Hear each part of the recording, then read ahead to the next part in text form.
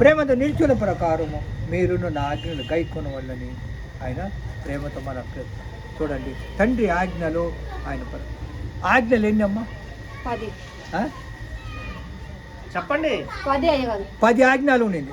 కానీ యేసు ప్రభు వచ్చిన తర్వాత 10 ఆజ్ఞలు 2 ఆజ్ఞలుగా చెప్పారు. పూర్ణ ఆత్మతో, పూర్ణ విశ్వాసంతో, పూర్ణ బలముతో ఆయన ప్రార్థించాలి అంటే. కానీ ఇక్కడ చూసినప్పుడు మనం ప్రార్థన చేసినప్పుడు దేవుడు ఏం చేస్తాడు? మనల్ని ఆదరణ. ఇక 2 ఆజ్ఞ ఏమిటంటే తన్ను వాళ్ళు ఇతరులు ప్రేమించాలంట.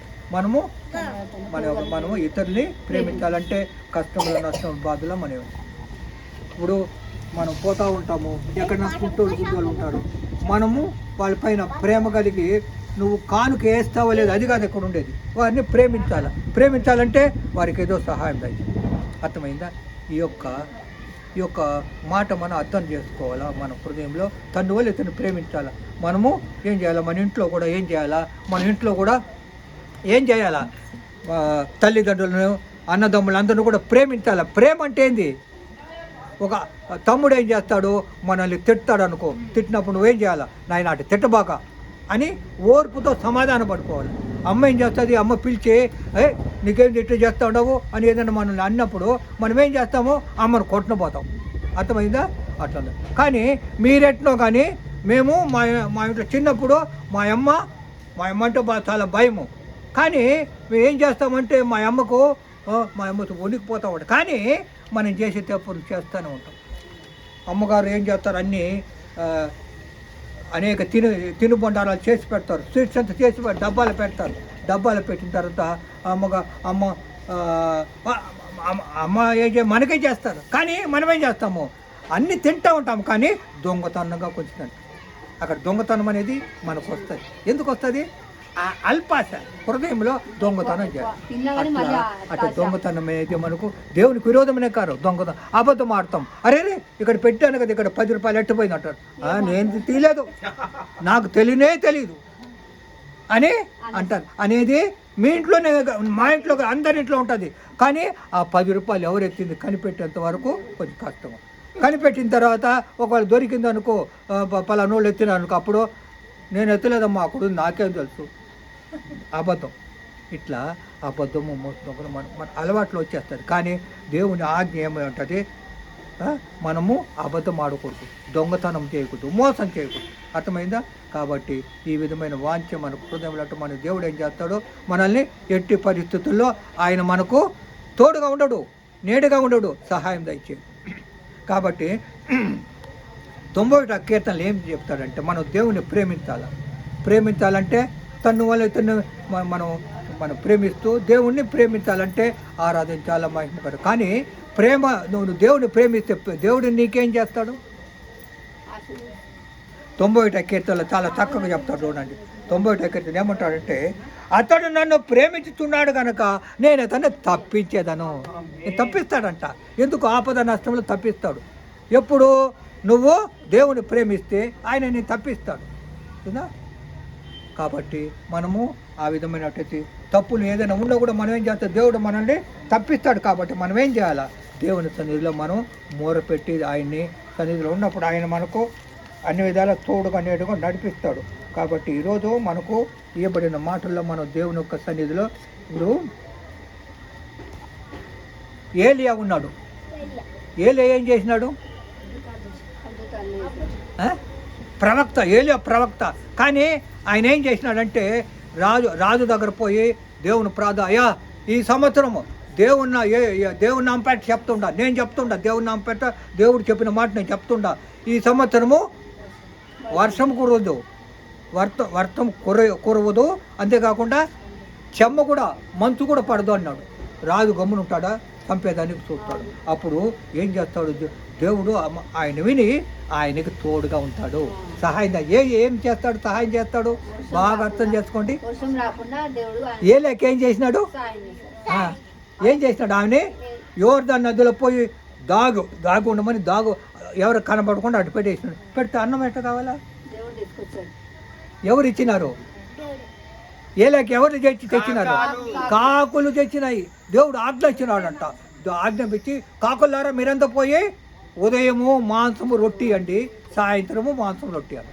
కాకి ఎట్టుంటుందమ్మా? కాకి అదే తింటది. ఆ? అదే తినేస్తుంది. కాకి ఏ కలర్లో ఉంటుంది? నల్లగా ఉంటది. నల్లగా ఉంటుందా? తెల్లగా ఉంటుందమ్మా. కాకి అందంగా ఉంటుంది. కాకి ముక్కు చక్కగా ఉంటుంది, పొడుగ్గా ఉంటుంది, చిన్నది బాగా అందంగా ఉంటుంది. నేను చూసిన కాకి, మీరు చూసిన కాకి ముక్కు పెద్దదే, నల్లగా ఉంటుంది. అరే రే, ఆ కాకి ఇప్పుడు మీకు తెలియదు. మేమందరం చిన్నప్పుడు ప్రసాదం పెడతారు, ప్రసాదం పెట్టి కాకులు రాకుండా కర్ర ఇస్తారు, చూస్తూ ఉండాలి. నల్ల కాకి రాకూడదు, తెల్ల కాకే రావాలి. తెల్ల కాకి తెలుసా? ఇక్కడ తెల్లగా ఉంటుంది కాకి, మీరు చూడలేదు ఎప్పుడు? ఇక్కడ తెల్లగా ఉంటుంది. మా మా మా ఊళ్ళోకి ఇక్కడ తెల్లగా ఉంటుంది. నల్ల కాకి ఉంటుంది, నల్ల శరీరం అంతా నల్ల కాకి ఉంటుంది, ఇక్కడ తెల్లగా ఉంటుంది. చూడు సార్, గమనించండి. ఆ కాకి వస్తేనే తినిపించాలి, నల్ల కాకి వస్తే తోలాలి. ఎందుకు నల్ల కాకి వస్తే తోలేయాల? ఎందుకు తోలాలా? ఎందుకు? అది మంచిది కాదండి, అభిషేకం. నల్ల కాకి అంటే మాలకాకి అండి. మాలకాకి నల్లగా ఉండలేదు, మాలకాకి. మాలకాకి తినకూడదు ప్రసాదాన్ని. ఎవరు తినాలా? తెల్లకాయకి తినాలా. ఆ కాకి కోసమే కాసుకొని కోసని మనం నీరుపోయి ఆ ప్రసాదమే కింద పోతుంది, ఏదో తినేస్తుంది. అట్లా ఆ విధంగా గొప్ప కార్యాలు ఆ విధంగా ఉండేది ఆ దినాలు. ఈ దినాలు ఇప్పుడు మీరు బాగా అర్థం చేసుకోండి. యేసు ప్రభు బిడ్డల్లో రెండు తెగలు ఉన్నది. అది ఏ తెగ? దేవుని నమ్ముకుంది, ఒకటి దేవుని నమ్ముకుంది.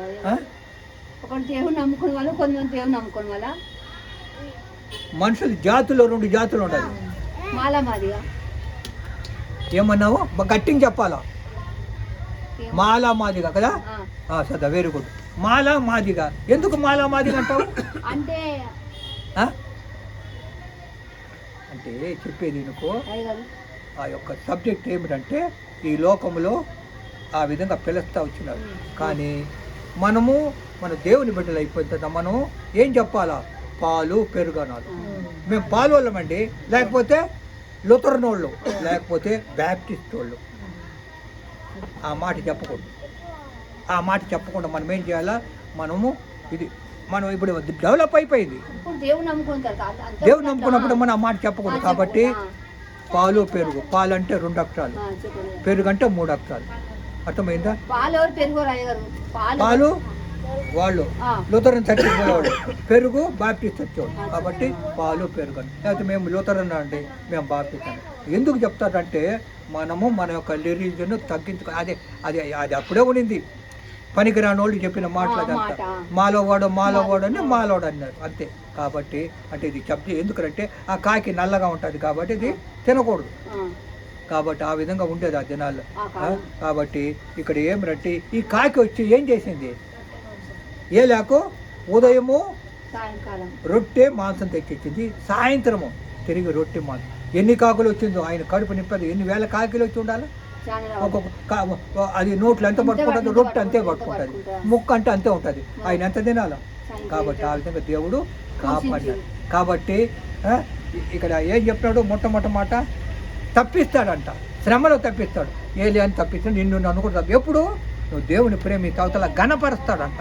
గణపరుస్తాడు దేవుడు, గణపరుస్తాడు అంటే యోబు ఏం చేసినాడు? యోబుకి శ్రమ వచ్చింది, అపవాదం ఏం చేసింది? యోబును సంతానం అంతా 7 సంతానము చనిపోయినారు, ఆస్తులంతా కూడా పోయింది. ఏం చేయాలి? ఇటు ఉండినప్పుడు ఆయన ఏం చేసినాడు? ఆయన అప్పుడు కూడా దేవుణ్ణి విడనాడలేదు, దేవునితో మొరపెట్టాను. పర్వాలేదు, నాకే కష్టం వచ్చినా నేనేం చేస్తాను? దేవునికి లోపల ఆయన. అంతేకాకుండా శరీరం అంతా కురుపులు వచ్చేసింది, బాధతో వేదన పడుతున్నాం. చూసినావా? ఇక టైంలో దేవుడు ఏం చేసినాడు? తిరిగి దేవుడు ఒక కృప చేత నింపబడి దేవుడు ఏం చేసినాడు? తిరిగి ఆయనట్ట గణపరిచినాడంటే తిరిగి 7 సంతానం ఇచ్చినాడు. అర్థమైందా? ఆయన ఆస్తిపాస్తులు ఏం చేసినాడంటే 2 రెట్లు అభివృద్ధి పరిచినాడు. 1000 మేకలు ఉంటే 2000 మేకలుగా ఇచ్చినాడు. అర్థమైందా? 10,000 గొర్రెలు ఉంటే 20,000 గొర్రెలు ఇచ్చినాడు. ఆ విధంగా ఇచ్చి గణపరిచినాడు. నిన్ను కూడా ఆ విధంగా గణపరిచినాడు.